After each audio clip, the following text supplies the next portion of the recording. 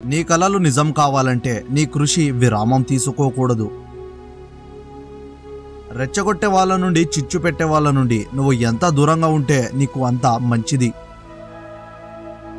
గొర్రె కసాయివాడిని నమ్ముతుందో లేదో తెలియదు, కానీ మనిషి మాత్రం మాయమాటలు చెప్పేవాడినే నమ్ముతాడు. అందరూ మనవాళ్లే అనుకో, తప్పులేదు. కానీ అందరూ మనలాంటి మనస్తత్వం కలవారే అనుకుంటే పొరపాటు. నీవు చేసిన ప్రయత్నం వల్లనే అసాధ్యమైనది సాధ్యమవుతుంది.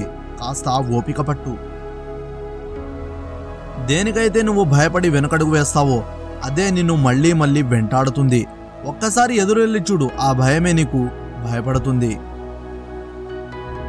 డబ్బు ఎవరి కోసమైనా ఖర్చు చేయవచ్చు, తప్పులేదు. కానీ సమయాన్ని మాత్రం అర్హత గలవారి కోసమే ఖర్చు చేయాలి.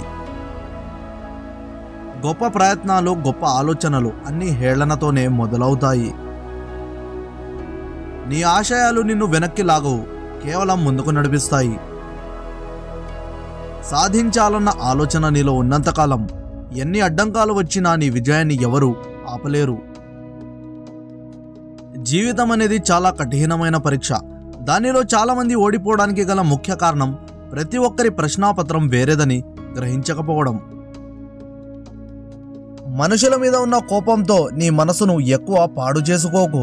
ఎందుకంటే మనుషులు ఎప్పుడు నీతో ఉండరు, కానీ నీ మనసు ఎప్పుడు నీతోనే ఉంటుంది. స్వార్థపరుల దగ్గర కేవలం మోసం, దగా మాత్రమే ఉంటుంది. నమ్మకం అనేది వారి దగ్గర ఉండదు. సహనం కోల్పోతే ఎక్కువ శాతం ఓడిపోయే అవకాశాలే ఉంటాయి. మనసు అదుపులో ఉంటే ఏదైనా గెలవడం సులభం. అప్పుడప్పుడు అనిపిస్తుంది మనం స్వార్థమనే అడవిలో జంతువులనే మనుషుల మధ్య బ్రతుకుతున్నామని.